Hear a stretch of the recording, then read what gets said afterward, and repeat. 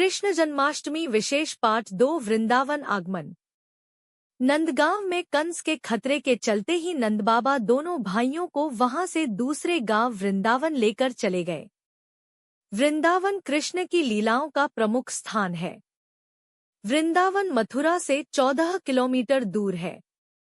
श्रीमद्भागवत और विष्णु पुराण के अनुसार कंस के अत्याचार से बचने के लिए नंदजी कुटुंबियों और सजातियों के साथ नंदगांव से वृंदावन में आकर बस गए थे। विष्णु पुराण में वृंदावन में कृष्ण की लीलाओं का वर्णन भी है।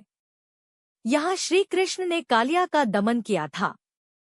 कालिया और धनुक का वध, फिर कुछ बड़ा होकर उन्होंने कदम वन में बलराम के साथ मिलकर कालिया नाग का वध किया। फिर इसी प्रकार वहीं तालवन में दैत्य जाति का धनुक नाम का अत्याचारी व्यक्ति रहता था, जिसका बलदेव ने वध कर डाला।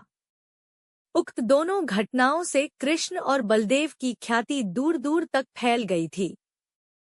इसके अलावा यहाँ पर उन्होंने यमलार्जुन, शक्तासुर वध, प्रलंब वध और अरिष्ट वध किया।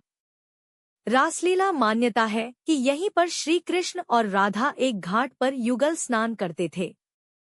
इससे पहले कृष्ण की राधा से मुलाकात गोकुल के पास संकेत तीर्थ पर हुई थी। वृंदावन में ही श्री कृष्ण और गोपियां आंख मिचौनी का खेल खेलते थे। यहीं पर श्री कृष्ण और उनके सभी सखा और सखियां मिलकर रासलीला अर्थात तीजत त्योहारों पर नृत्य उत्सव का आयोजन करते थे। कृष्ण की शरारतों के कारण उन्हें बांके बिहारी कहा जाता है। यहाँ बांके बिहारी जी का मंदिर है।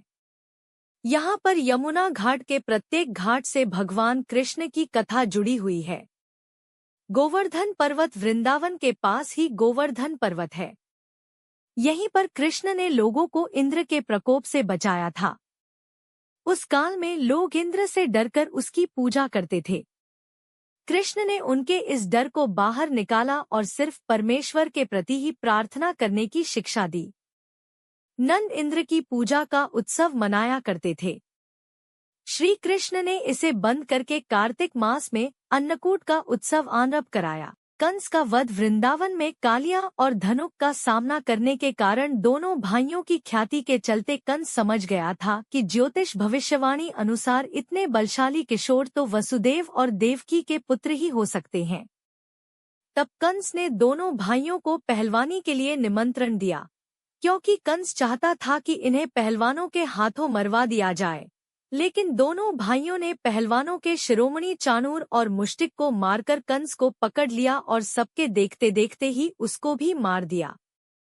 कंस का वध करने के पश्चात कृष्ण और बलदेव ने कंस के पिता उग्रसेन को पुनः राजा बना दिया।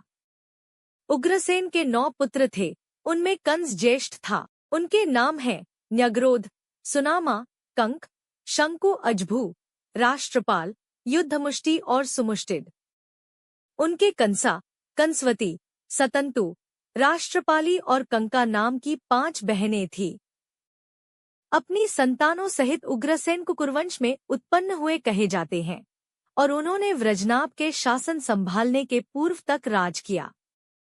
कृष्ण बचपन में ही कई आकस्मिक दुर्घटनाओं का सामना करने तथा किशोरावस्था में कंस के षड्यंत्रों को विफल करने के कारण बहुत लोकप्रिय हो गए थे। कंस के वध के बाद उनका अज्ञातवास भी समाप्त हुआ और उनके सहित राज्य का भय भी। तब उनके पिता और पालक ने दोनों भाइयों की शिक्षा और दीक्षा का इंतजाम किया।